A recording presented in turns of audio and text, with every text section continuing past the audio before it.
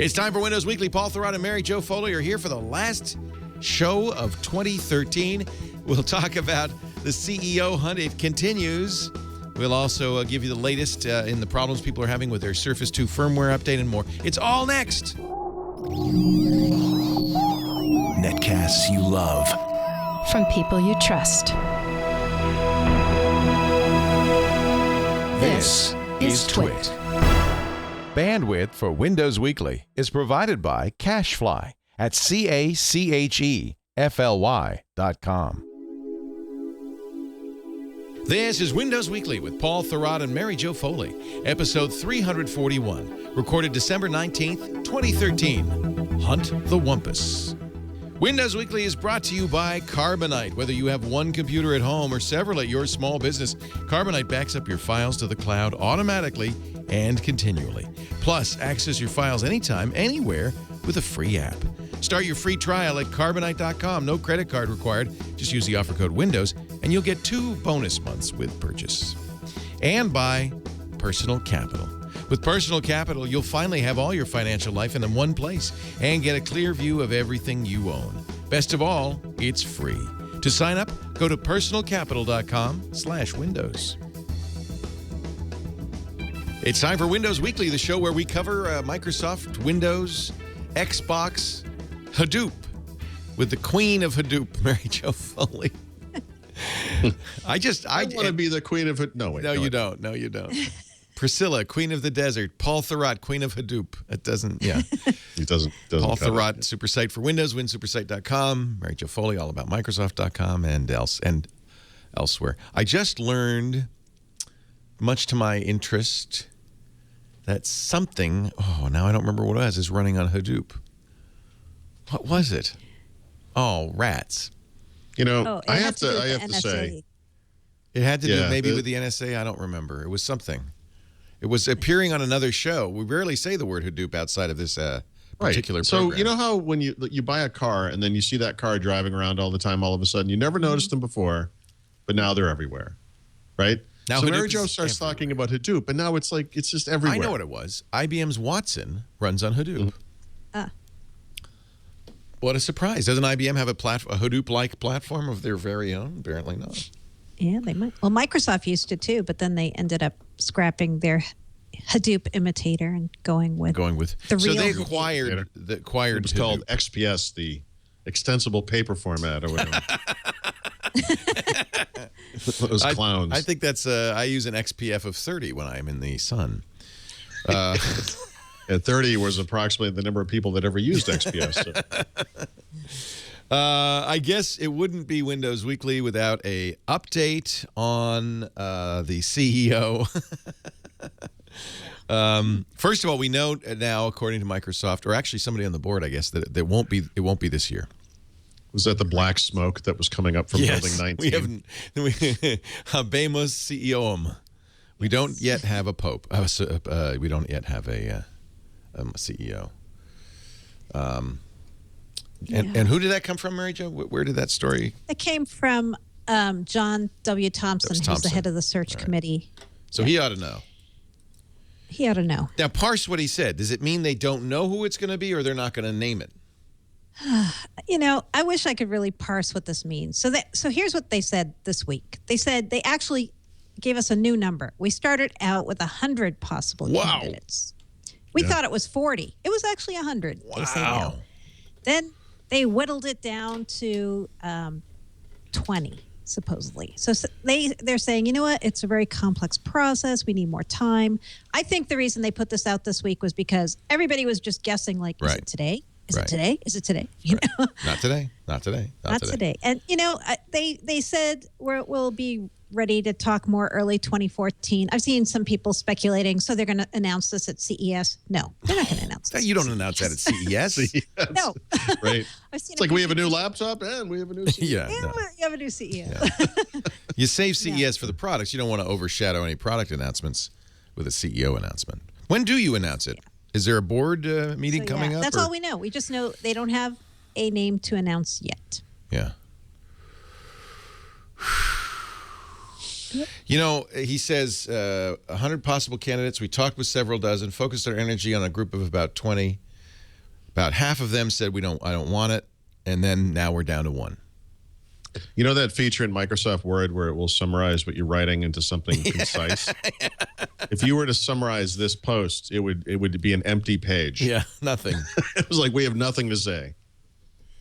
I expect we'll complete our work implies that we have not yet selected the Pope. The work is not yet done. I expect them to complete their work as well. Yeah. In the early part of 2014. I think this just means not this year. I think they should do it like the Hunger Games.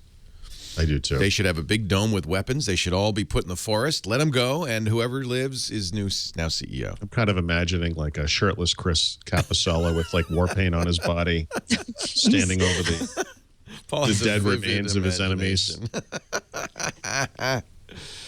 Oh Lord, oh Lord. Why don't they put somebody in the chat room? Helicat is saying you should put a countdown on the Bing websites. 25 days left to CEO. That's what I could do it on New Year's Eve. Yeah. Oh, that's a good idea. Steve Ballmer could dip the new CEO and give him a big smooch. Guys, I think you're going to have to call me back. I'm losing you. I'll tell you what, while we're calling Mary Jo back, let me mention Carbonite.com, our fine sponsor. I just saw the press release from Carbonite that for 2014, they're eliminating any throughput blocks, or what do they call them? You have unlimited backup with all of their plans. The plans are not based on the amount of data backed up, but the amount of the number of computers, the number of drives, that kind of thing. So Carbonite Online Backup, let me explain what it is. It's automatic. It's continuous. As soon as you install that thing on the internet, on your computer, and your computer gets on the internet, you're backing up. It's as little as $59.99 a year for everything on a single computer, Mac or PC. I guess on this show I should say PC or Mac. And it's a really great solution. I've heard from people all the time who say, Carbonite saved my bacon, not to mention my files. They've got plans for Home Plus, Home Premier, the Business Plan. They've got Business Premier now. That's online backup for all your computers, plus Windows Server backup, which is awesome. They got, if you do the Business Premier plan, they'll do a free valet install.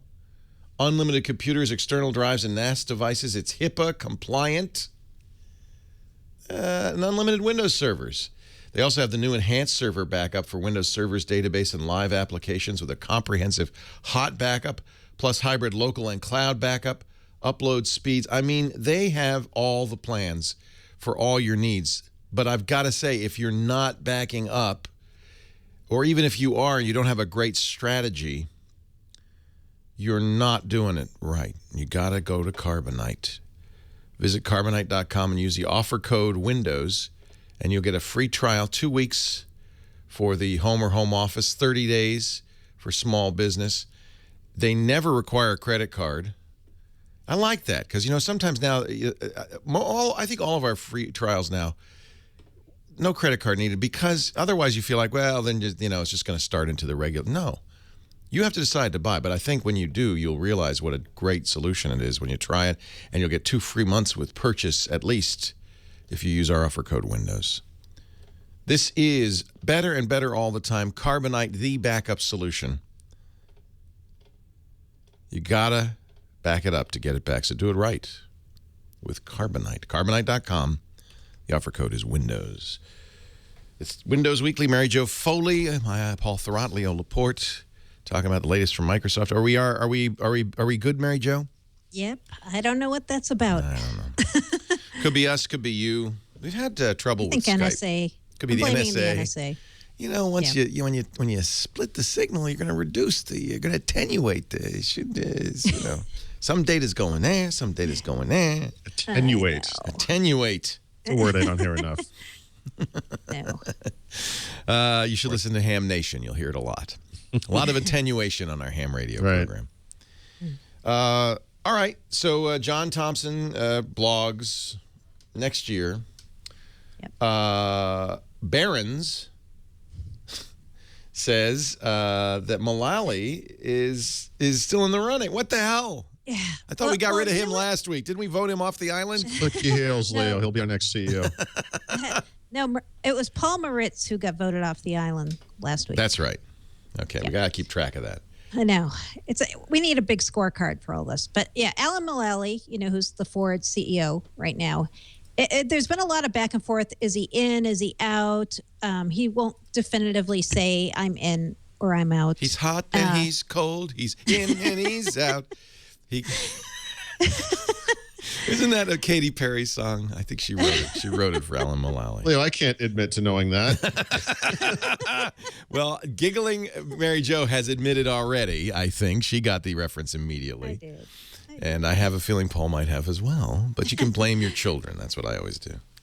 That's right. Blame the kids. So this week there was a surprise analyst meeting in New York, and so a lot of people thought, oh, this is it. Mullally's going to announce he's in or he's out at this analyst meeting. But no, the analyst meeting was just to say that Ford's earnings were not so good for the coming year. Oh. And they were warning the analysts about that. Oh. So then, everybody now is reading the tea leaves again. Oh, since the earnings are bad, Mullally's out. Or since the earnings are bad, Mulally has to stay and fix it. Nobody knows is the bottom line. I saw that this morning and I thought to myself, if he was leaving, it seems like he would have orchestrated it to happen before that happened. And then he, then people could point back and say, see, if this guy was still around, next year would be great. And I thought that he was going to have all these great, well, this will be next year, the great earnings to report on the new international sales of the Mustang. But I guess maybe not. Maybe the car market is softening. But didn't we say last week that the board was saying, Alan, you got to make up your mind. Mm-hmm. Right. They did. And I was talking to somebody who knew what happened at this meeting this week, and they said Mulally wasn't even there. Oh. So, he wasn't at the meeting. So was he skiing at Whistler Mountain? Nobody knows where this guy is. Where in the world is Alan Mulally? Where in the world is Alan Mulally? I know. So, yeah. Then Rick Sherland, who's been kind of leading the charge about who's the next CEO. He's the research analyst at Nomura. He said, you know what? I think Mulally may not be the leading guy anymore. And he was the guy who was telling everybody he's the leading guy. I think nobody knows. Everybody's guessing. That's the bottom line. And when an analyst says something, it doesn't mean that they're informed. No, it does not. Quite to the contrary, Leo. Quite to the contrary. These people tend to like to open their mouths. Right. It's their goal. I always have to say this because, unfortunately, this happens a lot in tech media, but I would guess it happens elsewhere. Analysts are oft quoted.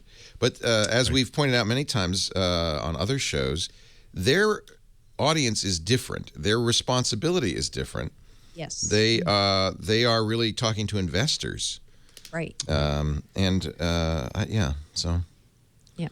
I don't think it's right. meaningful. And what's good, what the investors want is not always what's best for the company, the employees, right, or the product groups. Right. So a lot of people confuse that too. They're like, oh, all these guys who are giving this advice on Wall Street, they only want what's best for Microsoft. No, they only want what's best for them and their investors. They don't really care what happens. Nobody in the world only wants what's best for Microsoft. Yeah. Even Bill Gates. Maybe Steve Ballmer. Ballmer, maybe. Maybe. It's funny, Mary Jo. I meant to send you an article this week. It was written by Dan Shaughnessy. He writes a sports column for the Boston Globe. He's been doing it for about 250 years, from what I can tell.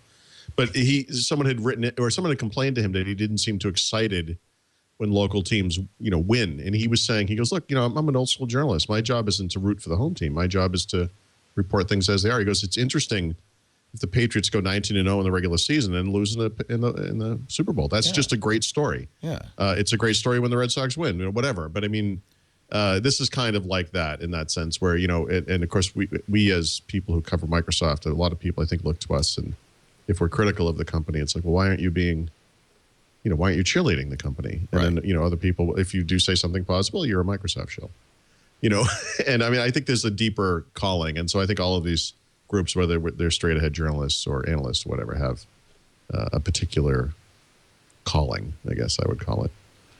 Yeah. And then there are bloggers. Yeah, we should mention that we have Leo, yes. you're undercutting the seriousness of this discussion. I'm wearing my Niners construction helmet because we're in a building year. This is like the, No, you They know, make I you was wear that to down there school in for some reason. Silicon Valley working on a new Niners stadium before the show, and I had to come up here. I forgot to take off my my Wolverine work boots and my hard Are you going hat to the there. game on Sunday, I Larry? am going on Monday. It's Monday Night Football, and it will Monday be the Night last game at last regular season game at Candlestick. I was Yeah. at the last Giants game at Candlestick, and apparently immediately after the game on Monday, they're going to implode the whole thing into the ground, as it should have been many years ago.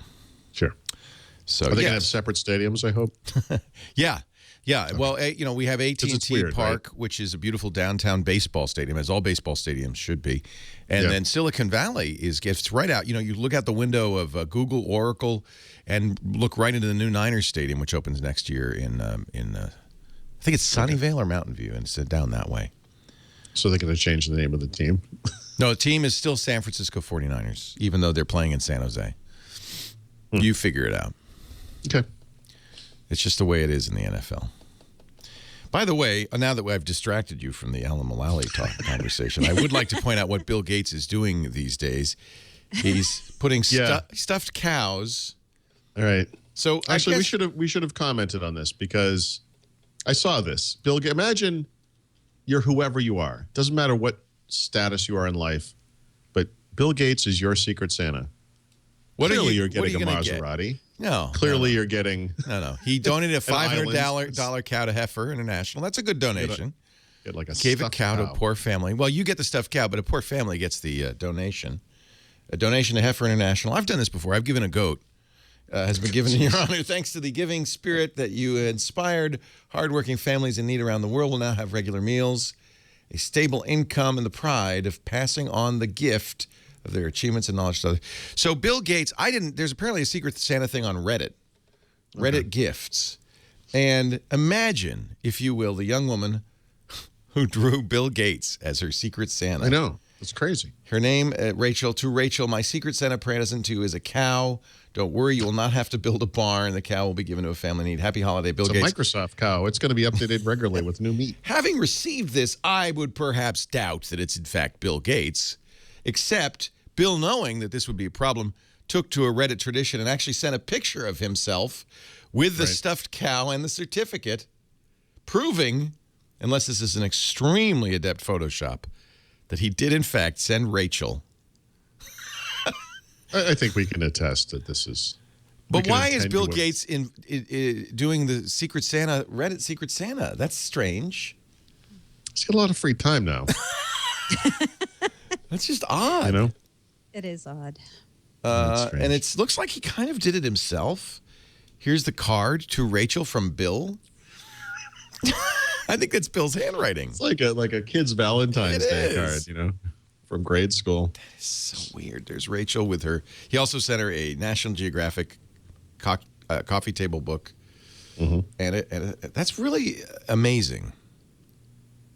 Yep. It's really amazing. So I think we can give credence to the rumors that he will be off the board any day now. He's got bigger fish to fry. He'll be in a home soon. You're right, though. What you would expect if Bill Gates were your Secret Santa, It's like, here we go. I just hit the lottery. maybe, I don't know. But it is a secret. I mean, he did not even have to reveal his identity if he didn't want Right. to. It's neat. I think it's kind of neat. I think it's cool, yeah. It shows a real humility of spirit that I admire. And he did a good thing with it. So we're down to 20. Alan Mullally may or may not be on that list. I think it's less than 20, isn't it? Or did they? Well, I thought they were down to said several or something. what did he? Let me read the exact quote on Mary Jo's blog. What did he say, Mary Jo? Exactly. The group has narrowed from 20. We've done deeper research and investigation, including with the full board. We're moving ahead well. Yes. Oh, so narrowed from 20. So it Narrowed could from be 20. Could be any number. 19. Yeah. Could be 9. Any number. Are we lost you, Mary Jo, again? Uh-oh. Uh-oh. We lost Mary Jo again. Yeah. Look at her. We could just watch her for a while. Let's move on to the next item. You are both happy Surface owners. Actually, Mary Jo's a Surface 2 owner. RT. I'm still an RT You're still on owner. RT. But Surface Pro 2 had a problem with a firmware. What happened here? Yeah. Surface Pro. Surface Pro. This is for the Pro version. Yeah. This is the problem this week was Surface Pro 2, which is the newest version of the Pro. And when people had applied the update that came out on Patch Tuesday on December 10th to their Surface Pro 2, the one that was supposed to help them have better battery life and better interaction with the cover, the type cover, they were noticing that their battery life was dying really quick. Oh, boy. And It's not universal, though, is it? I mean, isn't it? It's not universal, no. Yeah, I think it's just some universal. people. But you'll yeah, notice so it if it happens. Let's put it that way. I know. And you know, this is, we should say this because I get mail almost daily from different people, some with Surface 2, some with the Pro 2, some with the Surface Pro Original. Everybody's got different problems. They think everything is applicable to everyone, but it's not. Like It's some a people Surface Pro applied 2. this patch, right? And they didn't have a problem. And I've heard, and I hear from those people, and they're like, I don't know what you're complaining about because my battery life went up by an hour and a half or whatever. Right, I know. Yeah. Yeah. So this is a perfect software update in many ways because, everyone sees something different. Yeah, I know. Well done, Microsoft. Yeah. Only you. No, it's not but in only the you. end- You know, the same thing happened with iPhone updates in iOS 7. Is that some people said my battery life now is suddenly half. Yeah. It was a similar issue, and it's not There's consistent. a lot of stuff like this. People with certain Lumia phones will say they see a yellow tint in the photos they take. Some people say they see a blue tint. Some people So it's see a a hardware- tint on the screen. Some people, it's hardware differences. It's really strange. Yeah. Really strange. And it may well be, given the how quickly they came up with the Surface 2, that there were different versions or. God, I hope. And a firmware update's a big deal too, right? Yeah, and there's kind of I guess 3 levels of problems here. I mean, one is that Microsoft has done a pretty good and consistent job of providing firmware updates for the Surface line of products since the first one shipped last year. So almost every month we see updates. And since there have been now 4 models in the market, for the last couple of months, we've seen, updates for most of them, right, each month. And I think that's one of the benefits overall of Microsoft producing their own hardware because you get to see them kind of take control of the ecosystems. And so that's good. More generally, though, Microsoft puts out these updates every month, like security updates, right? And same thing. You get this kind of advice where it's like, you should be just doing this. Just leave it alone. Let them update automatically. You should, this is smart to do. The problems that people used to have with this kind of thing are years in the past. Don't worry about it. And then something like this happens, and it's like, oh. And then there's the third layer. The third layer is, hey, sorry that we screwed it up. We're going to fix this next year. We're on vacation. Yeah, they're not doing that, or are they doing that? They literally are doing that. They said, They said no. Right, they said we're gonna pull the patch. The firmware update, and we'll do something to fix it after the holidays. Yeah. Because we're gone. The holidays. By the way, I just want to point out, but just want to point something out. It's not the holidays yet. No. So okay, that's cool. But what about those people that have hours of less battery life? What the solution is just suck it up for You the can't next 3 4 downgrade weeks? the firmware upgrade, right? You're stuck. You can roll. Can't you roll back, Paul, or not? Oh, I don't know. Okay, that's a good question. I don't believe you 'Cause can. I wondered if Usually you with a could roll firmware update, there's no going back. But I guess. Well, okay. So here's the deal. Let's pretend there's a way to do that because I really don't know. But let's just say there is. The truth is, most of the people who buy these things don't know how to do that and don't understand that process. There's no automated thing that's going to make it happen for them. I mean, the fact remains that normal people bought this product because they trust Microsoft. They did the update because it happens semi-automatically. They saw it, whatever. And now they're in trouble, and some of them. And the response is, we'll see after the holidays. It's like, I just don't think that's cool. And this goes back to something I've noticed with Microsoft before. I think Mary Jo has as well, where the entire company just seems to take off from the second half of the month through the beginning of January. It's just the company's gone. It's like France in August. I wrote that in an article. I think you said that. Did you? I did. I said that's exactly what I compared it to. I'm sorry. And you know we are what? not I'm here. sorry. That's not sustainable. And I've actually heard from a couple of people from Microsoft. They're like, "Oh, you telling us we can't take vacations with our family?" Yeah. Actually, yes. If you're the part of the group that screwed up this thing for your customers, actually, yes. I look. I realize the whole world isn't on my schedule, but I work 7 days a week. I work on Christmas Day. I expect that level of customer service from Microsoft for a product that frankly didn't get off to a great start, for a product that frankly requires a lot of trust on the part of those customers.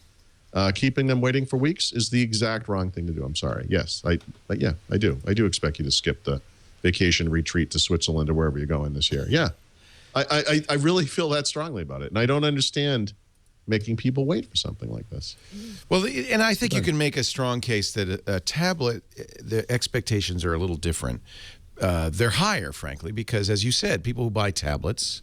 Well, by the way, Surface Pro 2, though, remember, that's really a tablet Windows machine. It's an Ultrabook. It's, no, that's true. It's a $1,000 machine before you get a keyboard. So Web 1305 in the chat room says firmware updates update the core on RT, but not on Pro. So if you do the system restore on the Pro, as you know, all Windows 8 systems have this, get me back to scratch, it will bounce you back to your factory start. So you could, if you're having the battery life issue, you can easily roll it back. You'll lose all your data. Are you talking about resetting it, or are you talking about? When you say system restore, he says system restore. Do you mean the old-fashioned system restore where it rolls back drivers? My suspicion he's saying roll back the machine. What do they call that? There's a word. Yeah, it's PC reset. Yeah, and that loses your data, right? If you do the full reset. Yeah, unless you have a separate data drive or some sort of. But put in an SD card, pull off your data, and do that, and you'll be better back. than waiting for the end of the holidays, since you can just stop. You can just wipe the whole thing out. Start over. I actually think that's a feature. That I really like in Windows 8. Oh, no, I do too. Of course. But I mean, I'm just speaking more generally, because we've seen this before. Mary Jo, you can agree or disagree if you want. I mean, I find that the fact that most of the company, like most of France, goes away at the same exact time of the year. Like I don't know. Yeah, a lot of the people we look for, like for even just getting normal quotes or updates on products, they're gone. But not everybody's gone. And I saw some people take umbrage at your comment, Paul. Yeah. But French people. They were not French people.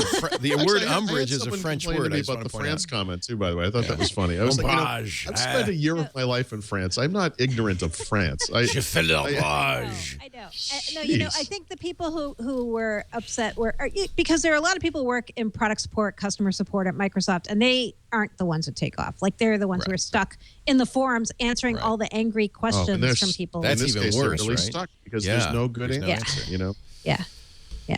I don't know, though. Okay. I mean, we're going to shut the place down next week and send everybody home. If you have trouble with a Twit podcast next week, don't call me. But Leo, but how many? Who's paying for your service here? No one. I mean, no one. No, it's a different thing, right? That's true.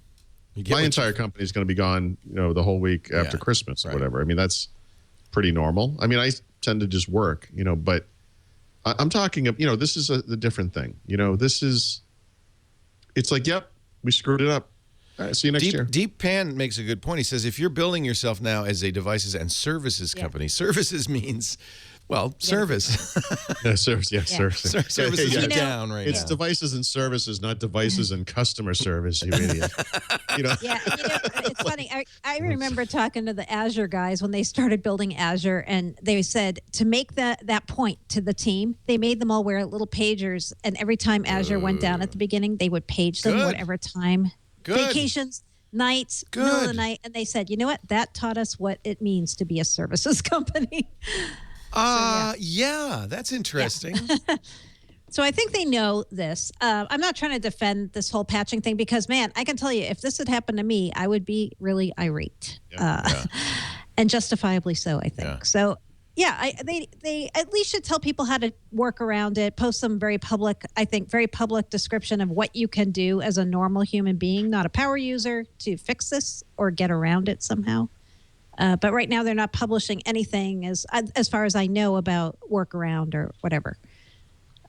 Rye harkens back in our chat room. He harkens back to the days when Scott Oakey would send out emails saying, "I'm here on Christmas Day. Where are you?" That's great. Great. Yeah. And there's one other little glitch that some Surface users are having that I should talk about too, because I think, Paul, I don't know if you've had this one, but some Surface, I think it's just Surface 2 and Surface RT maybe, I'm not positive, users are having this thing where they, when they reboot, they're suddenly being put, there's a question coming up to them saying, where's your BitLocker key? Oh, yes. Yes. Where's your BitLocker key? Which if you're a normal person, That's you're a kinda scary question. Yeah. Yeah. And I asked Microsoft about that one too, and they said they didn't have any comment. But I heard from one of my sources at Microsoft saying they know about that one and a fix is in the works on that. So if you're one of the people having that, it's being fixed. Are you stuck if you don't have your BitLocker key? Yes, you are. Ooh. So So it's rolling back. Sean from work, Mary Jo, his experiencing this problem, and his is on what? Is it on a Surface 2? Is it's got to be on a Surface. And he turned on Pro BitLocker, right? I mean, he did turn it on. Yeah. Or no? Well, Or actually, does it just come with that? Right. Oh, that would be really bad if you didn't turn it's on on. BitLocker It's on and ask for a automatically key. in the RT. I don't know about BitLocker's on automatically? No, only in RT. In RT. That's interesting. I didn't know that. I don't know which one he has, but he took a picture of his key with his phone and he uses it.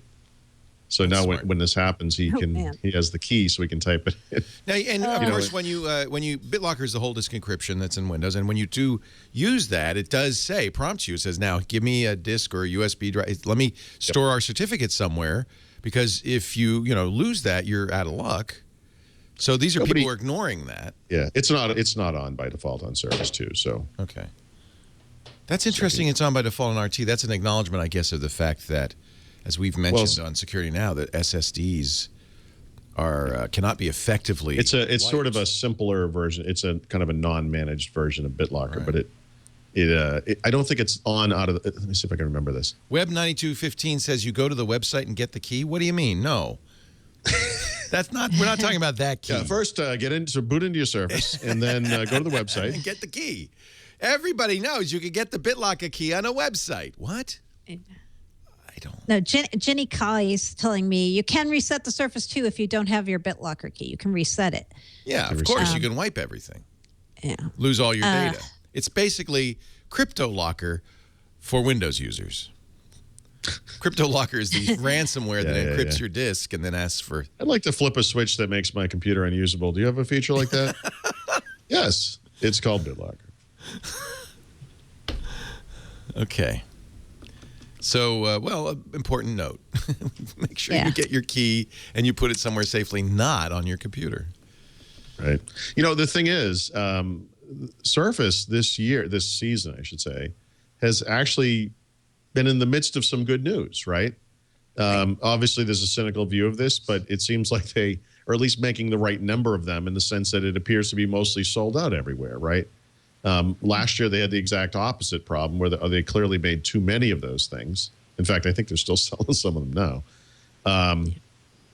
And they had that inventory overload. They had to take the write down or write off or whatever it was. And so SkyDrive this year has your recovery key? Who does? SkyDrive. SkyDrive can have your recovery. Yeah, that's true. Do you have to hit a button? Hit a button? I mean, to say go get save it on SkyDrive? Yeah, I mean, we got to find out. Do we have is there anyone out there who has experienced this problem? And if so, could you just tell us what system you have exactly? Because that does matter. So that's interesting. So I guess I'll show you this since I don't have the 2520 anymore. The Nokia 2520, which was an RT machine. I did not know the BitLocker was on. But it was already there. But it was, well, but that's and there's an a RT recovery device, key. right? That's an RT device. So that's interesting. So then I did this on another machine. So you could do that. Let's see. So I did not know BitLocker was on RT automatically. That's interesting. There's something that you do that occurs to be implemented. I think I would just know this off the top of my head, but I don't. So here's somebody in the chat room who says he has a Surface 2, and that's not Pro, right? 9250. Right. He says Surface 2, and it's happened twice. Yeah. And this is at the boot screen. Is this at the boot screen 9250? And then this is on a Surface. This is on an RT version, the Surface 2.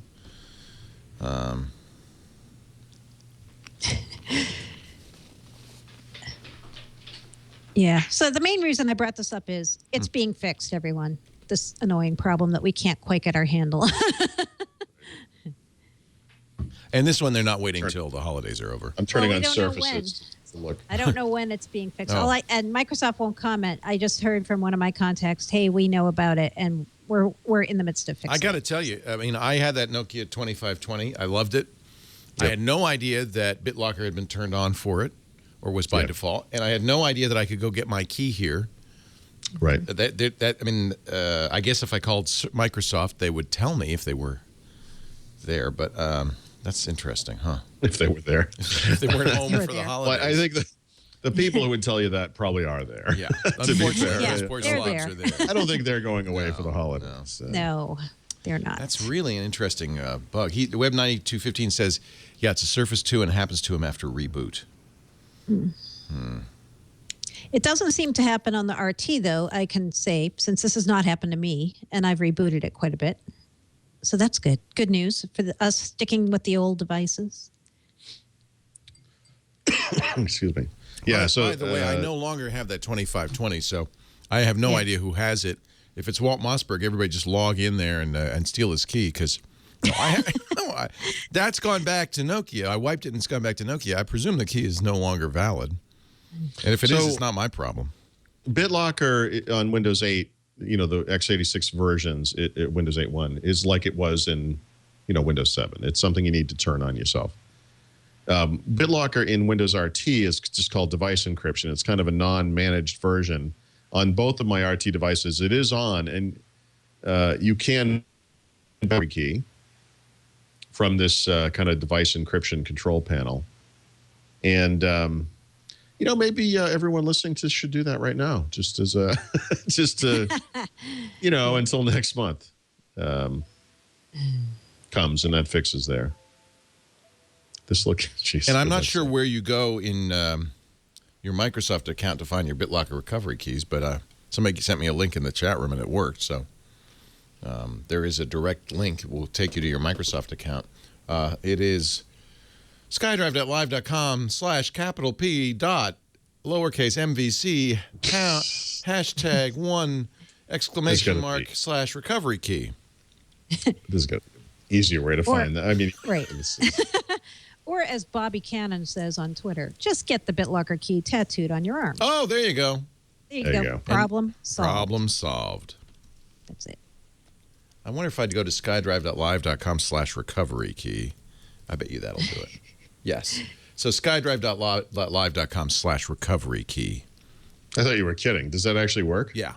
Yes, it does. You have to be logged into your... Yeah. Yeah, there's a lot of them for me. Yeah. Right. Huh. Oh, how about that? Look at that. We've all learned something here, I think. The nice thing is, if this ever happens to you, it appears to be what is this, like threes? It's a lot of digits. It's like 40 characters. Yeah. Actually, 40 times, it's 8 times 6. 48 characters. Yeah. 40, yeah. Can't do something. Why not? 48 characters? It's long. Yeah. It's 6 digits, and it's 8 groups of 6 digits, 48 characters, yeah. It's long. You'll be doing some typing. Yeah. You will. But at least you'll have it. At least you can access it. Right. Yeah. Yeah. Moving on from the wonder that is BitLocker recovery. Yes. The sheer wonder and magic of it this all. season. On the Microsoft calendar, Windows 8.1 preview and build 2014.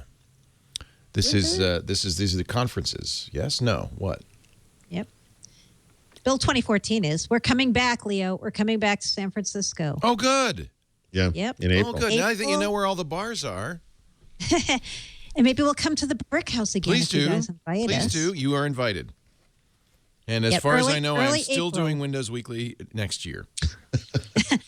I haven't been fired yet. Yeah. So early April, we're coming back to San Francisco for Build 2014. Good. Microsoft already has told us, and registration will be open in January for it, so everybody can It's going to be ready. First come, first serve. You're going to have to move quick. Yeah.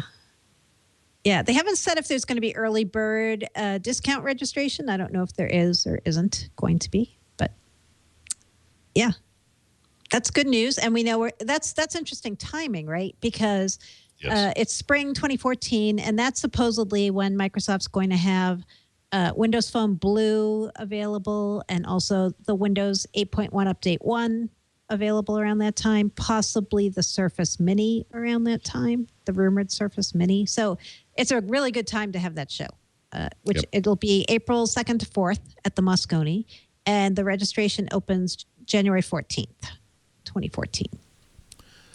Hadoopapalooza. Hadoopapalooza. Do you think this means that it'll be in San Francisco from now on? I mean, it's 2 years in a row now. I know. It That's might good. be. I like that. They really, because one of the big audiences they're trying to attract, well, obviously it's developers and Silicon Valley. They want to get startups and the Valley and all that. This is, in fact, the center of the world, ladies and gentlemen. I just want you to know. We acknowledge that. Windows 8 preview, Windows 8.1 preview will be expiring. So if you installed the preview on your Windows 8 machine, what the hell are you going to do? You're going to upgrade, and you're going to lose everything, Leo. Oh, we warned you. We warned you. I know. I think when is it expiring? Is it January? January 15th, I believe. Yeah, so if you haven't done this upgrade yet, it works the same way as it does for anyone else. You go through the store, you'll see the upgrade tile and so forth. The problem is if you, from the preview version of 8.1, you can only do what is essentially a clean install. It will wipe out all of your applications. Metro, wait, is that right? I think I might have that backwards. Actually, excuse me. I believe it only wipes out your...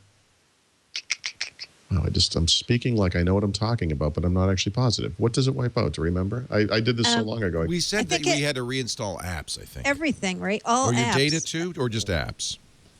I don't want to say. Reinstall apps is what I believe. I think apps, right. And what happens when you do the update is you get your apps come back on your screen, but you have a little arrow next to them indicating that you have to update. Yeah, it's not actually a big deal. I did it. It's a very simple thing. Yeah, it's pretty easy, all in all. Well, but, for people who, you have to have those things ready to go. I mean, so if you have like Office, for example, you need to have that. Yeah. I apologize for not just knowing this. It was a while ago. It feels like a really long time ago. I do things so early. I saw the reminder about upgrading from the preview, and I was thinking, will it save your settings? No, probably not, right? Well, your settings are synced right through SkyDrive. Oh, they're synced. So a lot of that stuff, so they would be. Yeah, you could do all that kind of stuff. And if your systems are set up to start screen sync, you'll have those tiles like Mary Jo was saying, where you can tap on them to download those. It's not going to help you with your desktop applications. But yeah, I mean, the reason why someone wouldn't have done it yet is because they don't want to lose whatever their stuff is. But Windows 8.1 has been out now for about 2 months almost. It will be almost 3 months by the time this milestone occurs. So, I looked it up here. It's on anything running Windows RT. You're going to have to reinstall all your Metro style apps. For x86 based Windows systems, you have to reinstall Windows Store / Metro style apps plus your desktop apps. So all the apps basically. But your data will retain. Yes. Sounds like okay. Okay, so the biggest deal really is just those desktop applications, because those can't possibly automatically come back. So you'll need to. That's a big deal. Take a note, perhaps, of which ones you have and all that stuff. Yeah. Yeah, and you got to every time you do something like this, you need to remember to do certain things. If you have Adobe applications or iTunes, you want to deauthorize those apps because you'll be reinstalling them again, and it's effectively a new install. You don't want it to go against the app install count. That kind of stuff. Well, but we did warn you. We warned you. We said it again and again. Although, again, 2 months ago when this first came up, I did hear from a number of people who said, "What the heck is this? I never heard anything about this." Yeah. And I thought it was pretty clear cut. When the preview came out, that this was going to be the case. I thought Microsoft was pretty upfront about it. Well, there you go. There is, an infinite capacity for surprise. Yes, and for indignation. There is. And indignation and resentment. There's no lack thereof. So, by the way, I put my Surface Pro 2 on just to kind of take a look at what the battery life said. And there's definitely something wrong with the battery on my machine, because what this thing says right now is 11 hours and 14 minutes remaining. Wow. And there is no way. That'd be nice, right? Yeah. Can you imagine if that was awesome. What it was really like all the time? That would be cool. Yeah. Yep. Oh, yeah, we have one more calendar date to talk about. For people who are interested in being in the Kinect for Windows developer preview program, the second version of this program. Microsoft recently opened that up, but they ran out of invitations. So today they reopened that and they said, we've got 500 more spots if you want to be in this program, but you have to apply before January 31st, 2014. And it's a $399 fee to be in this program, but it's going to get you the early access to the Kinect for Windows version 2 SDK if you get in. Cool. Very nice. I love the new Kinect, by the way. When you say Kinect for Win, you're talking about not for Xbox One. Right. The Kinect for Windows. And this will be adding the capabilities of the Kinect for Xbox One, because that's very different than the original Kinect. So when they say Kinect V2, they're talking about the Xbox One style. Yeah, very much new hardware. Yeah. Big difference. I mean, you don't have to be across the room. It would be much more useful, I would think, for desktop than the original Kinect, which really was impractical. Yeah. Yeah. Cool. Let's move on to Windows Phone. Somebody says 2013 was a great year for Windows Phone 8. And it's getting even better, Leo. Who would say that, Mr. Paul? Yes. I just discovered, and it is, and have just installed. A new update is available. If you have a Lumia 1020 and you're on AT&T, the Nokia Black update is available. And if you go back to when Microsoft released Update 2 or GDR2 for Windows Phone 8 this summer, Nokia at the time released an update called Amber, which was kind of in lockstep with Update 2. And so this one was designed to be in lockstep with Update 3. And I think, like a lot of people, I thought it was coming in early 2014, but actually it's available now. And so Black is a little more mysterious. Well, it features Jay-Z. No, it's not that Black. It's the it's the I just forgot the name of the band. I can't go with this joke anymore. I'm sorry. So this is not a huge update. It has a few glance screen improvements, raw camera support, actually, which is, I think, one that people were looking for.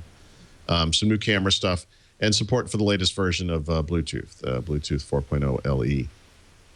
And so I literally just installed it as we were sitting here talking, so I haven't even had a chance to look at it. But one of the things I'm most curious about is the camera stuff. I want to see how that goes, because I think the Lumia 1020 is already an amazing camera, obviously. But will the 1520 also get the update? Yeah, it will. Actually, yes. In fact, are they getting it now too, or not? That's what I'm wondering. Yeah, let me see. Because I have to say, yeah, 41 megapixels really nice, but the 1520 is 20 megapixels. Is still really nice. The 1520 might have come with it, and I love the big screen. Oh, maybe it was already blackified. Yeah. So that raises an interesting possibility. So, in my test, the camera on the 1520 was actually a little bit better than the camera on the 1020, and I was kind of confused by that because the 1020 has obviously much higher resolution. I figured if anything, it'd be kind of a wash. And so this might explain the differences in the quality of the photos. And maybe this, Black update does in fact make a difference, because it really was noticeable. And so it's still not quite done. So Noah Ma in our chat room says the 1520 does have the Black pre-installed, but there's also an update for the 1520 today. So okay. Maybe they're being unified. I'm always excited to download updates for Windows Phone. Why is that, Paul? Well, you just because, Leo, a year ago, that phrase was a nonsensical collection of words.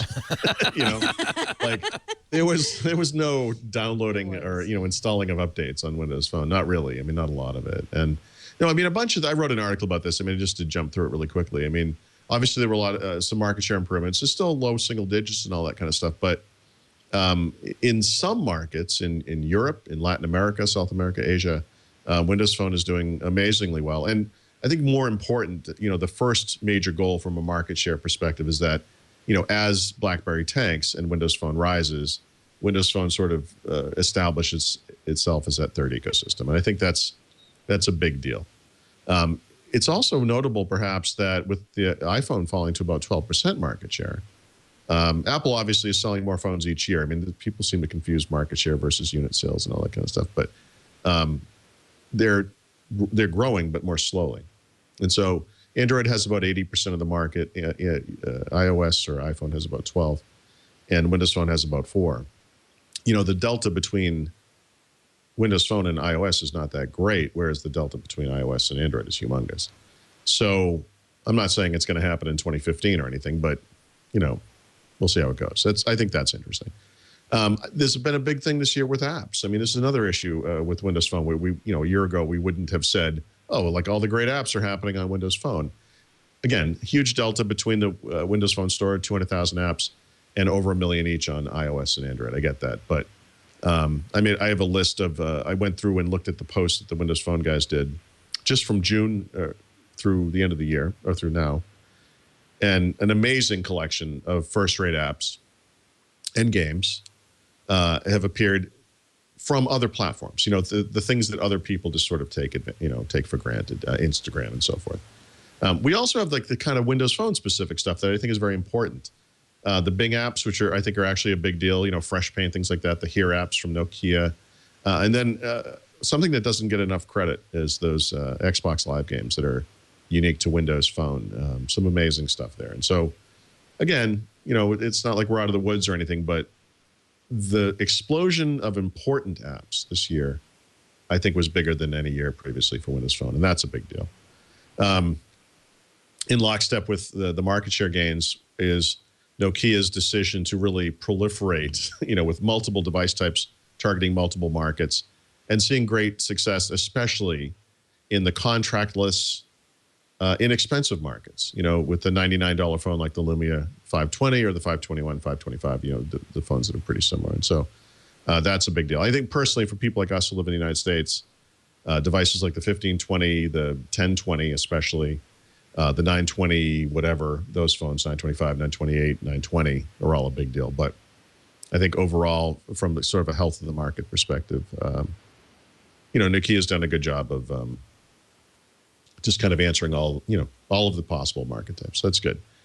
And then this the software updates thing. And so we're seeing it again. This update's from Nokia, not from Microsoft. But Microsoft was able to ship 3 fairly major updates for Windows Phone this year.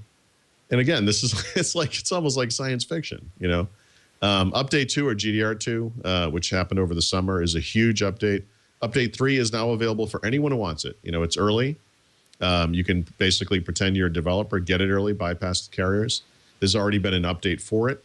And when the official public version ships, probably early next year, you'll be able to get whatever firmware updates and other changes have occurred through the normal means. And so I think that's a big deal, too. It really is a big deal. And so, again, we're still talking about a system that's, just sub 4% market share. So it's like we're not going to have one of those parades on the Microsoft campus where we do the iPhone death thing. Who would ever do something like that? That would be silly. That would be crazy. That would be so dumb. Did they do that really? They burned an iPhone in effigy? Yeah, they did something. Wow.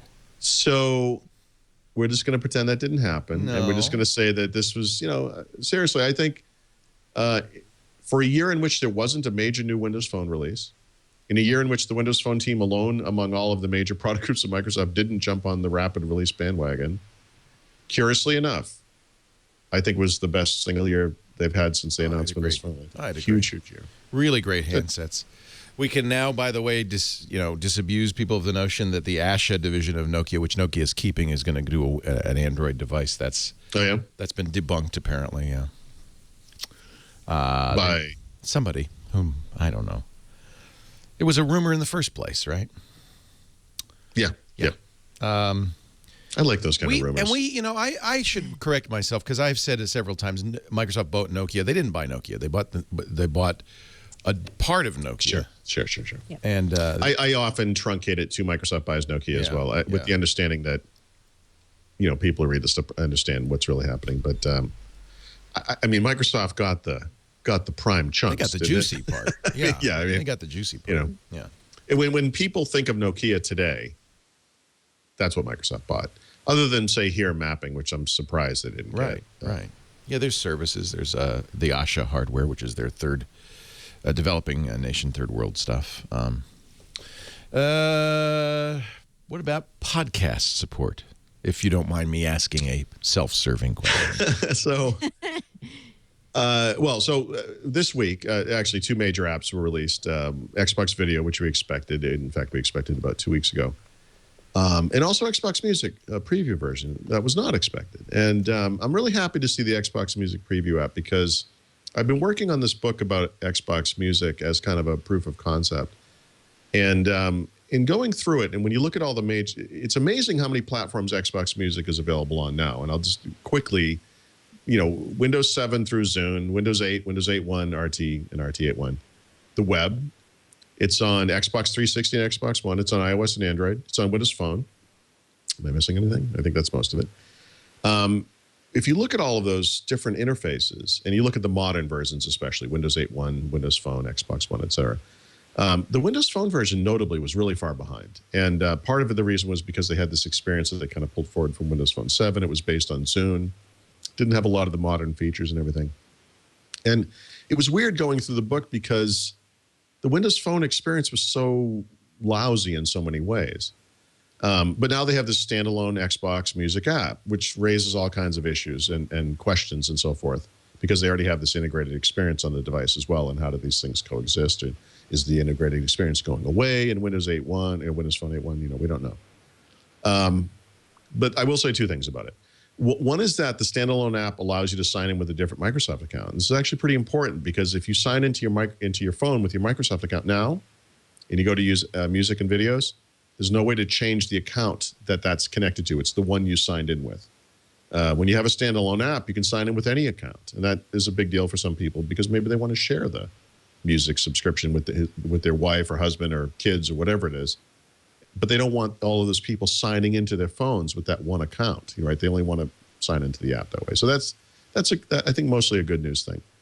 But the other one is, what about podcasts, or even audiobooks too? I mean, for that matter, one of the deals for a standalone, not a standalone, for an integrated experience like you have in Windows Phone today is that all of these multimedia experiences go through the same interface. And they have built-in podcast support, at least if you live in the United States. Xbox Music has no podcast support. And it probably never will. If that surprises you, I apologize, but it literally is Xbox Music. It's not Xbox Audio. It's meant to be music, and that's all it is. There's a lot of good stuff to Xbox Music, but podcasts is not one of them. I can't provide too many details, I guess, at this point, but I've heard that the Windows Phone guys are serious about podcasting and intend, whatever happens in the future, to support podcasts on the device. And so I don't know what Microsoft's kind of Uber strategy is for podcasts. We've talked in the past about how podcasts is not $1 billion business, and the Xbox guys are interested in it. But podcasts will apparently be part of Windows Phone for the foreseeable future. So don't worry that it's going away because Xbox Music has appeared. And, we know Microsoft's podcast guy, Rob Greenlee, is a big fan. We're a fan of his, and I'm sure that he will not let this stand. Yeah, Rob, I've often described Rob as kind of the lone voice of reason, at Microsoft when it comes to podcasts and everything. And he's been kind of a one-man show there. But obviously there are people at Microsoft who care about this stuff, understand the need for this stuff to be out there. What I'd like to see is a standalone podcast app from Microsoft on Xbox, on Windows Phone, similar user experience and so forth. And I don't have any information about that. That's just my own personal preference. But I know as of right now, you're not going to see it in Xbox Music. I would be shocked if that ever became part of Xbox Music. It's just not part of that. It would be like adding podcast support to iTunes, Pandora. Okay. Yeah. Well, iTunes has it. I know. But iTunes, iTunes is not music. It's everything. Right? It's everything. Media player. Right. Remember, Xbox Music doesn't have videos either. Right. There's a separate thing called Xbox Video. Right. So, and actually on the mobile platform, Apple has separated out podcasts and videos from iTunes. Yes. So I think that this is the conventional wisdom now. So short term, I just tell people, because a lot of people are freaking out over this. The Xbox Music app on Windows Phone 8 is a preview version. It's buggy. It's weird in some ways. It's kind of unclear. Music store and all that kind of stuff. It's going to improve. It's going to, eventually ship in some kind of final version, whatever. But it doesn't matter what happens with Xbox Music. If you use podcasts on your phone now, no matter how you do it, if you use the Music and Videos hub, if you use a standalone app, Xbox Music changes none of that stuff. That works, and it will continue working, and we'll see what happens in 8.1 or 8.2 or what, how whenever and however it changes in the future, we'll see. But for the foreseeable future, it's nothing will change with regards to podcasts. And let me correct myself. Yes. The Microsoft acquisition did include Asha. It was Yeah. It did, Asha yeah. and Lumia. So I apologize. I got that. Yeah, I mean, it's basically everything but here now, some patents, their networking business, and I think that's it, right? Isn't that basically? Yeah. It is what most people think of. I think the patents are licensed rather than purchased. Right.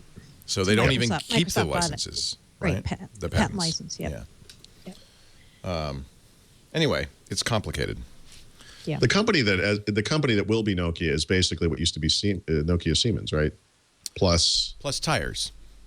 No, they Plus sold. map. They did sell It's the plus- tire division. Did they? I believe so. Yeah. I don't know. I should not open my mouth on this show because I don't know anything. Forget I even said anything. And R.I.P. Rowie. I know this is such a sad one because I'm a Rowie user on Windows Phone. What is Rowie? It's a Twitter client from a I use company it called too. Hidden Pineapple. Yeah, I use it too. Yeah, well, they ran into the Twitter yeah. user limit Yeah. problem, so they can't issue any more licenses for their application. And they posted on their website today that they're not going to be updating it for people who are using it now. And they said, "Sorry, guys, we wish we could stay in the market, but Twitter's not Twitter letting kill us." us. It's Twitter's fault. Blame Twitter. What is happening with Because Twitter Twitter? wants to own the view. So I've been having problems all day today with Metro Twit, which is what I use. Yeah, no, Me all too. of them Metro are going Twit's been away. Metro But Twit's been I problematic. believe that it's Twitter. I think Twitter keeps changing the API Yeah. or back end stuff. Like I have this weird feeling like this is Twitter related. It could be. It could be. They don't want there to be third party clients. They don't want to have an Period. ecosystem. So why would they? well, even though you should probably dance with the one that brung you. They want to own the views of Twitter's stream so they can monetize it with ads. And the clients, you can't guarantee the clients will do the same. Although I will tell you, I downloaded this week a new Twitter client. I'm taking my chances. Called Tweetium for Windows 8 this week. And wow, is that a Metro nice app, right? Yeah, it's a Metro app. It's a Twitter client, Brandon Patrick's product. And man, it's really awesome. It lets you scroll horizontally, which at first I didn't like, but now I really like. But I'm worried about him too. It's like, okay, aren't you going to run into the user limit too at some point? So I also looked at this, and I think I agree with you. It's great. My only problem is I want desktop. Yeah. So But I guess on what I your maybe what I Surface RT, on Surface Yeah. RT, it's really excellent because I love Metro Twit on Windows 7 generally, but on Windows 8 I haven't loved it as much. But I really no, like I don't it. like the Metro app at all. Yeah, yep. The way, as I remember, the way Twitter did it is new clients get 100,000 tokens, 100,000 users. Old clients, existing clients get to double the number of users. So you have a real advantage if you were an existing client. It's tough if you're a new client because you can only grow to a certain size. Back in the old days when you learned programming, you would learn like Hello World, And as we moved to web and mobile stuff, they kind of turned it into like RSS apps were like the big deal for a while. And for a period of time there, the entry level app would be like Twitter client, And I wonder if that had something to do with it. It was just like so many, like ransom note style Twitter apps or something that they just wanted to put a lid on it or whatever. But I feel bad about Rowie, and Me too. I'm what are you gonna use worried on your about phone Metro now? Twit. What are you going to use on your phone? I don't actually, really That's the thing. using On other platforms, Twitter has its own client. So they have it on Windows. No, phones. Twitter has. It That's does. what I All do. right. Well, that's what So they on want you Windows to Phone- use, yeah. even though it may I don't not be wanna as use good. it. I agree, it's not as good. But Yeah, it's not as good, and I do use it. It's okay. I mean, the thing about the Twitter app that drives me absolutely bonkers is I don't use it a lot. And of course, I use lots of different phones. And so let's say I pick up the 1520 today. I use it however often I use it, but maybe I haven't used the Twitter app in 3 weeks. And so I turn it on, I go to the Twitter app, and what I see are posts from 3 weeks ago. And you're like, okay, well, you can do that thing where you pull down and it reloads. It doesn't go to now. It goes to like 2.5 weeks ago, and then it goes to 2 weeks ago, and then you have to keep manually refreshing it, and it's just so, it's just terrible. Yeah, it's so annoying. Yeah, it's I not good. misspoke on. I got to give Tweety one more yell. Brandon, I called him Brandon Patrick. It's Paddock. Brandon Live. It's his app that I'm saying. Tweety him if you guys are looking for the good Metro style Twitter client. Yeah. But yeah, on my phone, I don't know what I'm going to use now. I'm kind of at a loss. What to use. Well, the pressure's on from Twitter to either use their client or not use Twitter. Yeah. At least if you want a traditional experience. Things like Flipboard, which is a way of looking at your stream as a magazine, those don't have the same restrictions. No. Flipboard doesn't. Like those. Yeah, that's not. I think Twitter if you follow and too many people. Twitter and Facebook are dead. They're dead to me, I want to just say. Well, you know what? I think Mary Jo probably uses Twitter much like I do. Like I think, and in that, we use it for specific reasons, right? I mean, I think some people, it'd be nice to be a normal person in a way and get on Twitter, and I don't know what normal people do on Twitter. What do normal people do with Twitter? But I follow a very select group of people. Yeah. And actually, I don't know the exact numbers, but I bet at least 50% of the people I'm following on Twitter are not people. They're product groups at Microsoft or some other companies and things like that. And I use it for news. It just happened. Twitter is a good place to find out when something literally just happened, and it's good for that kind of thing. But a Flipboard or whatever, those kind of things. That's that's like Bing News or any of those apps. I mean, that's a different thing. Yeah. For me. Yeah. Well, Twitter's, whatever. We'll see what happens. I know. We aren't NBC sitcom stars, so they don't really care about us. And someday there'll be a book about in fact, there probably already is a book about the making of the Twitter, like the guys who started Twitter. Yeah, there is. It's called Hatching Twitter by Nick Bilton. It's excellent. Yeah, that sounds incredibly unexciting. Oh, it's a soap opera. It's actually quite interesting. Is it? They And they're making it into a TV series, aren't they, or something? Well, I guess, what I mean by that is in other words, when Mary Jo was having her problems, I was talking about that Masters of Doom book, which is one of the most amazing industry books I've ever read. But I lived through a lot of those games, and when they talk about the development of these games, it means something to me because I remember this. When you read a book like Showstoppers, yes, it's about the personalities. This guy left his wife. This guy was, went mental. This guy was crazy, whatever. But a lot of it is about the development of this product that I know really well. And it's interesting to me from that level. Twitter, let's make it 65 characters. No, let's make it 130 characters. That's the extent of it. It's not interesting. Like the technical part of Twitter is not interesting. Yeah. Is what I mean. No, and that's what this book is about, the soap opera of how the founders wrote each other out of the book. And the guy who came up with the name Twitter and possibly even the whole idea of Twitter never got any Twitter stock, and he's just sitting there impoverished. I mean, like the guy who invented Facebook? Yep. You mean the Winklevi? Like that guy? Yeah. That poor guy? No, this is it was Ev Williams. Biz Stone's neighbor, Noah Glass, was written out of the history of Twitter. Got no money on the Twitter IPO. It's really. I can't believe there's any history of Twitter. I just don't get it. But you got to read it. It's a good book.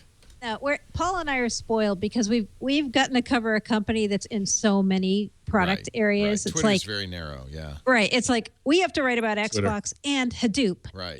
Both. Right. This would be like covering just photosynth. Which, by the way, one of the guys who worked on photosynth now has moved over to Google. Yep, he's gone. Yeah, to Google. sure, of course. Why not? Actually, now that we're on this topic, let me ask you. This is a little bit of a non sequitur, but I asked this semi-seriously on Twitter the other day because I watched a couple of videos. In fact, I think I alluded to this last week. I watched some TechCrunch videos interviewing Marissa Mayer, the CEO of Yahoo. Mm-hmm. She seems like a nice person. She seems smart. What the hell is Yahoo? Well, like what? Why? What is this company? Like what do they do? What service do they provide? What makes them indispensable to millions of people? Like what is Yahoo? No, seriously, like what is it? Could somebody explain Yahoo to me? Like in 5 words or less, what is Yahoo? Like if Yeah, like why does Yahoo exist? Like what's the point? It's a content and services company. Whatever that means, right? Well, what does a devices and services company Come mean? on, It's like saying, content. but So Yahoo has a number of very LED. popular big content pages like TV.com, OMG, and others. Finance, Yahoo Finance. And there was some battle for the soul of Yahoo, which has been unresolved under Marissa Mayer. But the other thing that Yahoo has is these services like Flickr and Yahoo Mail. like Jerry Yang, right? Where's Jerry Yang now? Well, Is he still there? Did they freeze him in carbonite? he was briefly interim CEO. I think he's a probably chairman of the board, but he's. I don't understand this company. Like, there are parts of it I get, like Flickr I like, but let's face it, Flickr is like a $10 million company all by itself. It's nothing. Right. I like Flickr. I respect Flickr.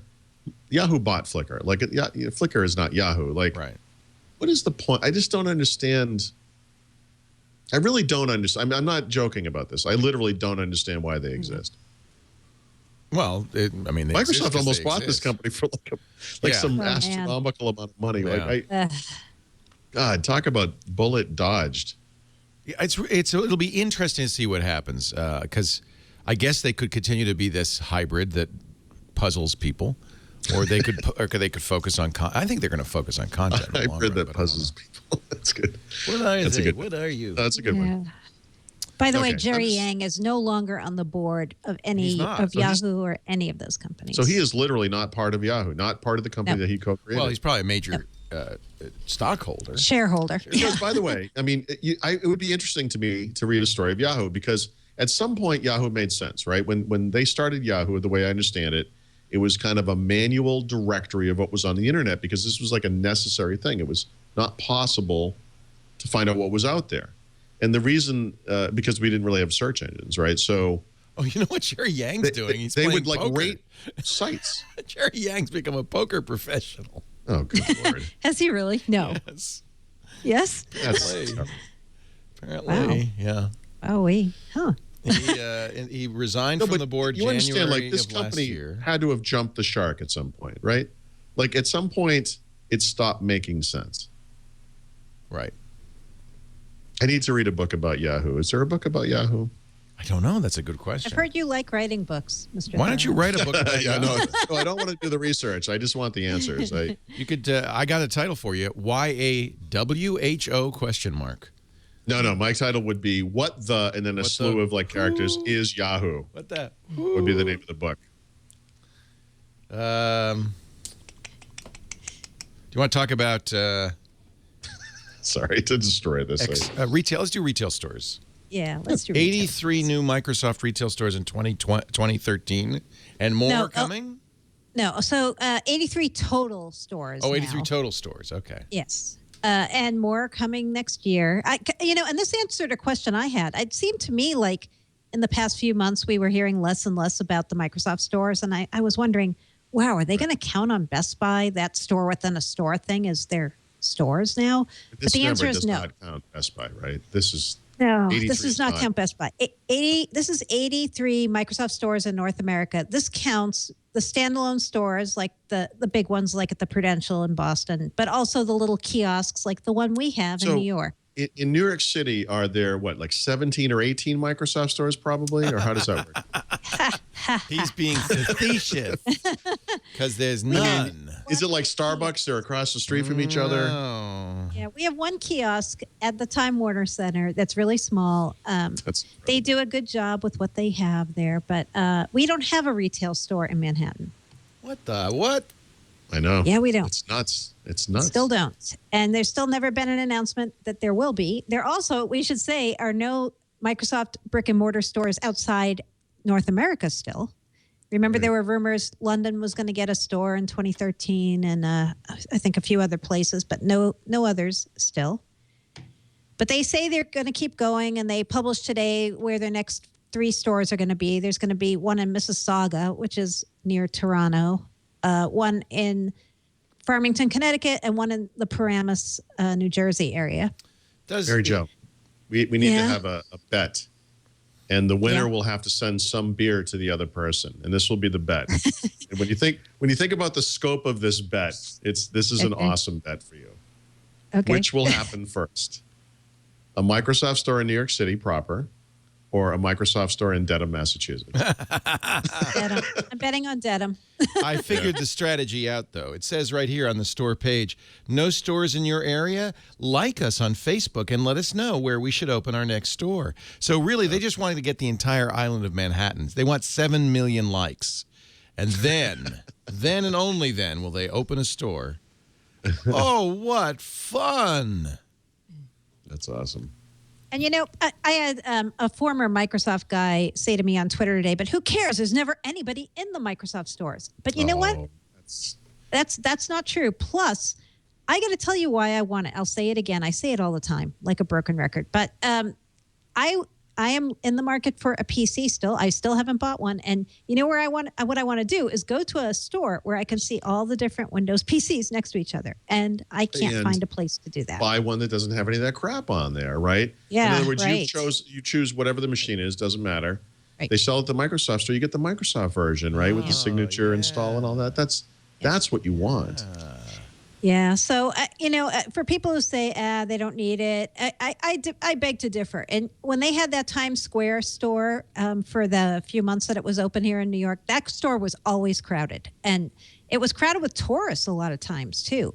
So it really helps you to have a storefront presence. Even if people aren't in there buying a bunch of stuff like they are in the Apple store, at least they have a place to look at the stuff and compare the stuff. So I don't know. I know it's expensive to open a store here, but it just seems like, wow, I can't believe it's they crazy still they don't have one in New York, and it would be a constant advertisement. Yeah. You know, even if it didn't make money. Right. You know that Toys R Us store down on Times Square with the giant Ferris wheel inside? They could just maybe put a Microsoft store in one of the little Ferris wheels. They used to be right near that store. Hold on, they're coming around again. No, we're out of stock of that service. Okay, but bye. I'll be back in a minute. We'll be back in 17 minutes. Yeah. But yeah, so anyways, they're going to keep building stores, people, but we don't know anything about outside of the U.S. We don't know New York, but they still are continuing to open stores, seemingly as close to Apple stores as they can, and or in malls if they're the quote little specialty kiosk stores. How many Apple stores in Manhattan? There's Soho. There's Fifth Avenue. Four or five, Grand and they're Central all Station. huge. Yeah, would you they're describe them as showcase kiosks? I would not describe or them as kiosks. temples to technology? Temples to certain technology. Yeah. Yes, they're all big. They're all showcase stores. You know, they do a lot of their product announcements in New York. Why don't you make it a store / auditorium? Yep. You know the one crazy thing I keep wondering. So next year, Microsoft's moving their headquarters, their New York headquarters. They're moving to Times Square, right across from the New York Times building. I keep wondering, wow, what if they put the Microsoft store in the street level part of that building? Yeah. Maybe. That's a pure guess, but I mean, wow, that would be awesome, right? Because they have like over 1,000 people who work in New York City. Most of them are salespeople. Oh, interesting. Yeah, it's a big office. Right now they're right near Radio City, and now they're going to be in the middle of Times Square starting next year. Well, but now we know what Microsoft's really doing because this story just crossing the wire.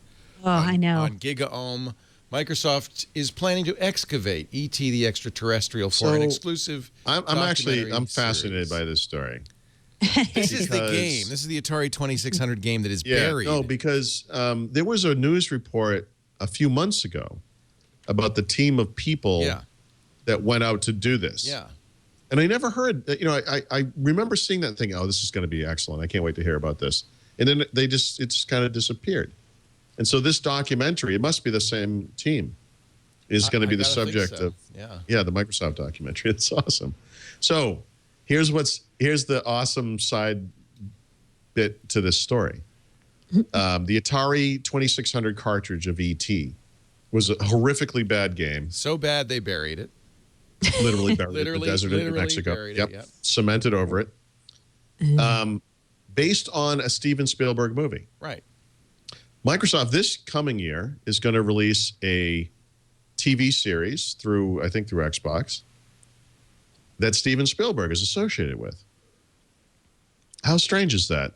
And I hope that doesn't suggest that the TV series will be horrifically bad, but it is weird how this has kind of come around. Yeah. Steven Spielberg. Steven Spielberg. It's all about Steven Spielberg. I think we actually have some footage from the Steven Spielberg. See much the Bill Maher show enough to know where this one's going to go. Yes, please do show us some footage of Steven Spielberg. We actually have some footage from the Steven Spielberg Microsoft collaboration, ladies and gentlemen. Nice. It's going to be exciting. And the sound effects. They use the haunted house this game. I think the dots were supposed to be Reese's Pieces, right? It's just terrible. This is terrible. I have the cartridge, actually, believe it or not. Look at it. Yeah, everyone had it. They made like millions of these things. I mean, there's this ET spaceship has landed, and then here he goes. That's ET walking, believe it or not. And I love how the sound is just white noise. Yeah, that's all the literally Atari like could do. Interference. Yeah.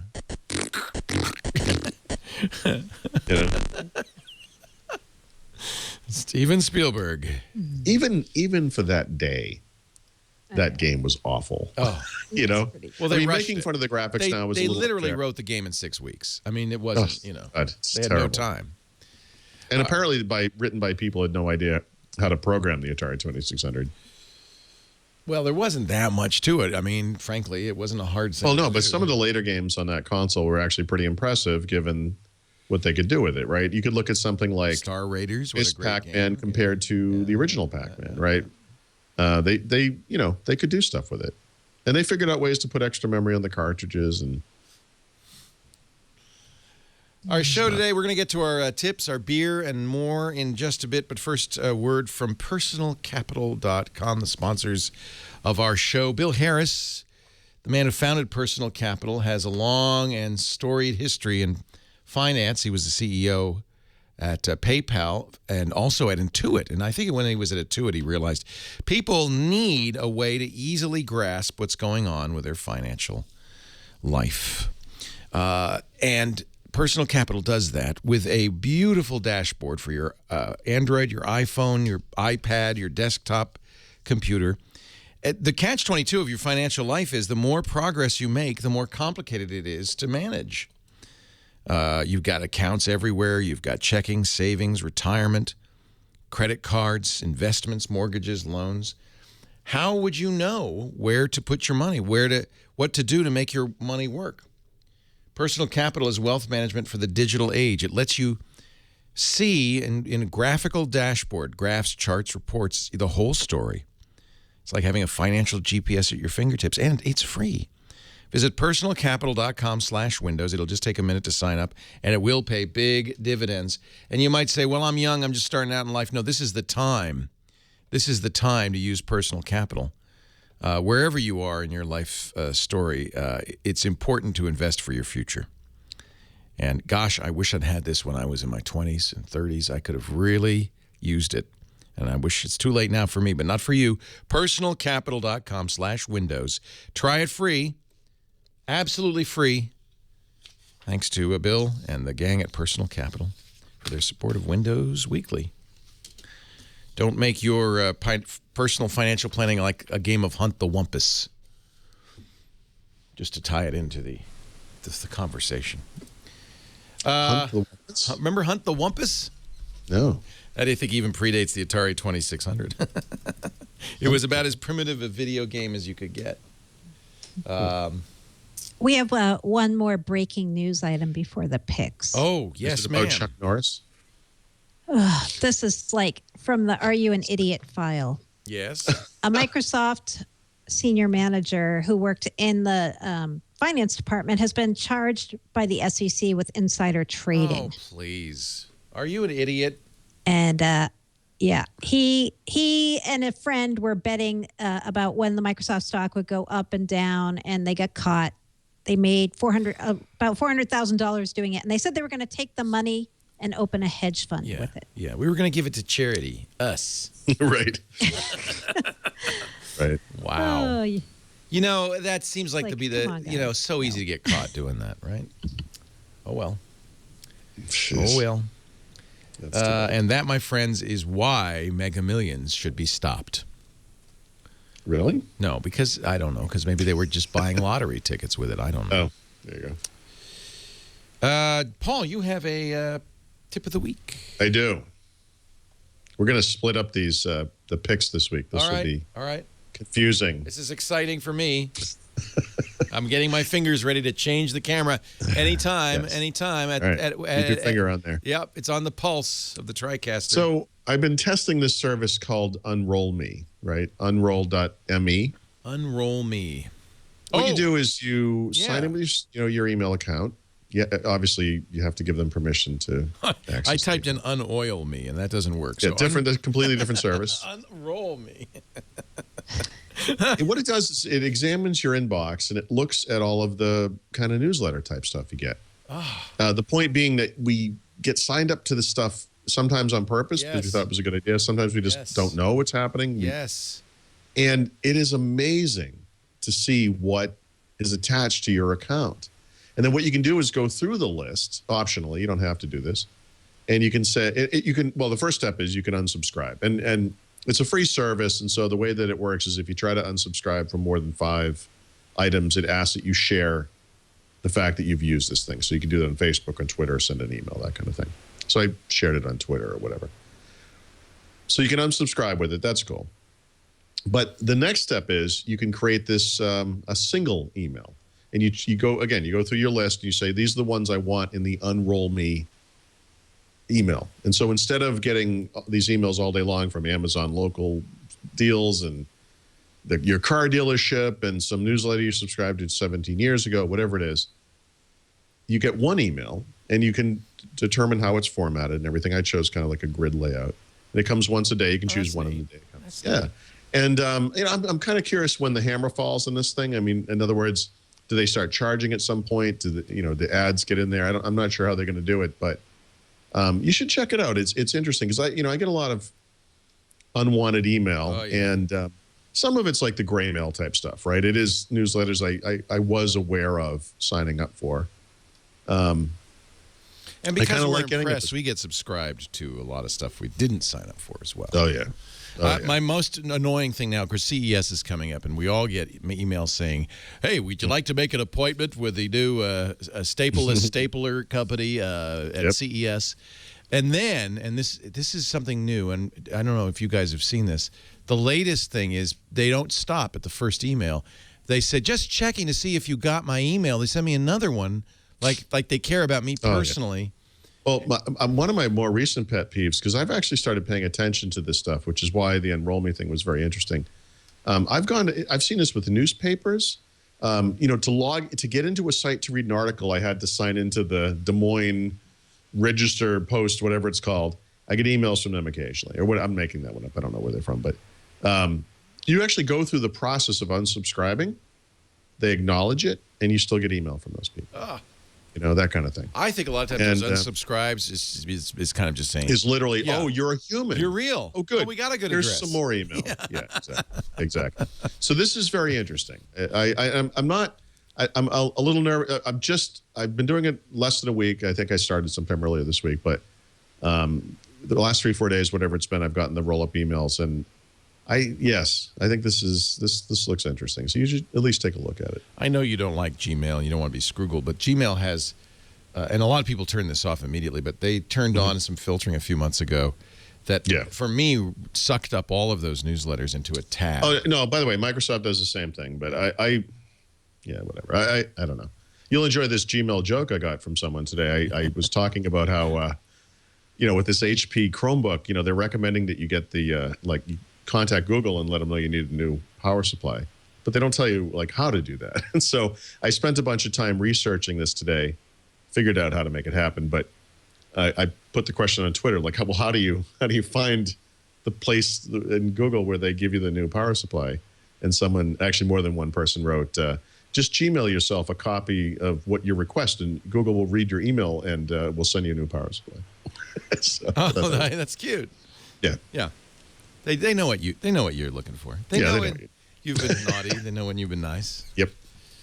Now, so are you telling me that it'll be Mary Jo Foley for our software pick of the week? I am telling you that. Yes. Just to mix things up a little at the end of the year. Yeah. So my software pick is something Microsoft just released a beta of today. It's called Project Sienna.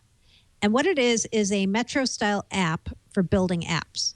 And it's not for programmers, like, professional programmers, obviously, but it's also not for the layperson, really. It's more for like business experts, business analysts, those kind of people who are conversant with SharePoint and Excel. Cool, actually. Yeah, it's a pretty cool app. This is just a beta, so it doesn't let you submit the app to the store yet, but it lets you build apps using HTML5 and JavaScript, and then you can use your own favorite programming tool to kind of tailor that more. But the idea is that you can use catalogs of data, access things like SharePoint lists, Excel, Azure tables, all that kind of stuff, and use that to kind of be the back end of your app so that you're tapping into that data. So you're basically making a dashboard. Pretty much. Yeah. Pretty much. Yeah. So if you go now to the Windows Store, you can download it. It works on Windows RT, and it also works on Intel-based Windows 8. Neat. And it's called Project Sienna, Siena. Right. And it's not clear if the final name of this is going to be App Magic or if that was also a code name, because I looked up App Magic, which somebody today on Twitter said would be the final name, but a couple other companies own App Magic. So maybe not the final name. Might have been what happened there. Yeah. Yep. Your enterprise pick of the week? Enterprise pick of the week. What? You want to do? I'm sorry. No, you could do an enterprise pick. Paul, you want to do one? You want to do an enterprise pick? Come on. No, I don't. Come on. I know you do. Come on. Sorry. Jumped the gun there. Sorry. I'll do the enterprise pick, and then Paul will do something else. So the enterprise pick of the week is a product known as Forefront Unified Access Gateway. And what this is one of the many products that used to be part of Microsoft's Forefront Identity and Security family. That's and Microsoft announced this week that they're going to be discontinuing this product. Oh. Can you guys still hear me okay? Yes. Keep talking. No. Uh-oh. Not sure if you can. Yes. I'm just going to keep going. Yes. So they're going to discontinue Forefront UAG next year as of July 1. And they are warning people they will continue to offer you free Microsoft support and then extended support for a number of years afterward. But you should start kind of weaning yourself off UAG now. They said the reason they're doing this is because a lot of the capabilities that were in it are now part of Windows Server, so you don't really need it anymore. But they did say as well that I think this is the only remaining product in the Forefront family now under the Forefront name, Forefront Identity Manager is going to get another release. It's going to be released in 2015. There's going to be an on-premises version, and there's also going to be a cloud version. So that part of Forefront is sticking around. It's not going away. And then I'm going to throw in a bonus pick because I know people like free books. There's a free System Center 2012 R2 ebook available for download. And we may never know how that sentence ends. Uh-oh. Uh-oh. Uh-oh. Aww. Well, I'll tell you what. I know the link to it. If you go to TechNet, it's the you actually just search for Ask the Core or Ask the Core Team, and it is introducing Microsoft System Center 2012 R2. So if you work with Hyper-V, you can download the PDF from TechNet. So search TechNet for Ask the Core Team, and you can get to their blog, and you'll see that ebook right there. Introducing Microsoft System Center 2012 R2 Technical Overview. I love it that Microsoft gives so much of this stuff away. That is awesome. Yeah. You could charge for that. I mean, it's used in business. People who would use it probably would pay for it. But good on them. And should we get her back for the code name, or do you want to do that, Paul? So actually, the code name is mine. Aha! So that's how we Wow, switched. you really are throwing me here. Sorry. So the code name pick of the week is Boston, which was the code name for the very first version of Visual Studio. And I happened to be present for the kind of public unveiling of this. I'm going to get the year wrong, but it was either the very end of 1995 or 96. And it was my very first trip to Redmond and my first visit to the Microsoft campus. It rained the entire time. And the funny thing about that area, if you're familiar with it, is it's often depicted in TV shows and movies as being a place where it just like pours. But the truth is, Seattle area is just damp. It's just wet. Like the air is kind of wet usually, and rain is often very light. But I took a break during the Visual Studio presentation, and I went out to this wall-sized window, and it was like a waterfall outside. Like it was the heaviest rain I've ever seen in my life, and it's never rained like that since. But IIS was just starting up at this time. I met those guys and everything. And one of the big deals back then was that Microsoft had all of these different programming products. So they had Visual Studio, which had its own environment and obviously its own language and so forth, its own way of doing things. Visual C++, MFC, different environment and so forth. And so part of the deal behind Visual Studio was to bring all of these tools together. They were going to have a web environment, a web programming environment that was called Visual InterDev. And InterDev kind of moved along, and they don't call it that anymore, but there's still a web developer Visual Studio tool today, which is probably the successor to that. But they wanted to have one. It wasn't just bring them all into one place. They wanted to have one coding environment, one editor for everything. And if I'm not mistaken, I could be wrong about this one, but I believe that the code name for that project, which was combining Visual Basic with Visual C++ into a single editor environment, was codenamed Vegas, I think. That one I'm not 100% sure of. But this was long enough ago that Microsoft was still using city names for everything. Remember, it was like Chicago, Memphis. It's kind of the 1990s. But Baston. Yeah. It's more than a feeling. Love that dirty water. And thank goodness Mary Jo's back, because it's time for her beer pick of the week. I know. I was worried I might miss that. Can't miss that. No. So I'm including a beer this week that I know could cause some problems with our craft beer fans, because I'm going to do a Goose Island beer. And craft beer purists don't like to call Goose Island a craft beer anymore, because they were bought by Anheuser-Busch InBev back in 2011. So a lot of people thought everybody thought, oh, Goose Island, they were so awesome, but now they're going to be terrible. Well, I can tell you, after drinking the beer I had this weekend, which was the Bourbon County brand stout, they are not terrible. They are excellent. Yeah, a score of 100.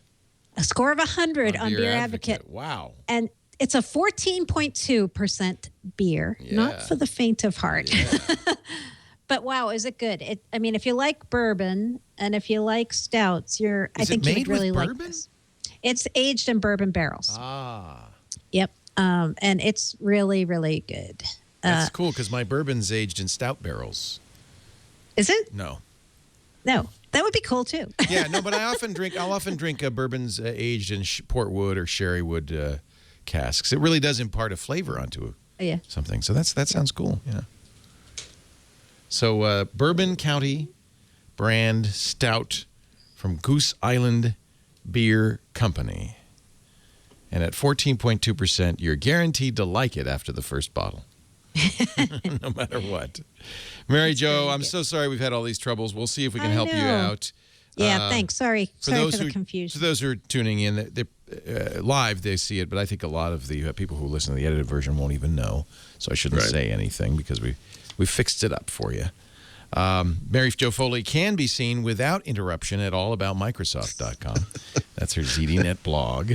By the way, quick update on my Surface Pro 2. Yes. I don't remember what I said the battery life was before. I think it was 11 hours and something. Yeah. So the battery life is 81%. Yeah. And the estimated time is 2 hours and 34 minutes. So I think I'm having that problem. That's quite a drop-off. I think that's what that means. Yes. Paul Thurrott, WinSupersite.com, the supersite for Windows, and, of course, Penton Media. His books are available in bookstores, and his latest are available online. Windows Phone, book.com for the Windows Phone and Windows 8 onebook.com. Right? I'm also working on an update to Xbox Music book. Yeah, you're working on that. Awesome. That's just on the Super Save. We normally do well, okay, so now the schedule information, because next week is a best of, because, of course, it'll be the day after New Year's Day. The day after Christmas, I should say. We will be doing a live show January. Now, see, I'm not sure what's going to happen January 2nd. I guess we'll do a show. So we have one more show at this time, 11 a.m. Pacific, 2 p.m. Eastern Time, 1900 UTC on Thursday. And then we move to our new time. I fear change, Leo. I fear it too. It's going to be horrible. It'll be terrible. Our new time is when? Wednesdays at 11 a.m., is that right? I think so. It is. It's all documented at our Inside Twit blog. But there are some other shows moving as well. So 11 a.m. Wednesday instead of 11 a.m. Thursday, 2 p.m. Eastern, 1900 UTC. That's all. We're moving back a day. Means you get the show a day early. I think that's a good thing. Thank you. Yeah, see? That's nice. Have a great Christmas, you guys, or Festivus, or winter solstice, or whatever it is that you celebrate. And we'll see you in the new year, January 2nd, and then in our new time the following week. And that's it for Windows Weekly. Thanks for joining us. We'll see you next time. Happy holidays.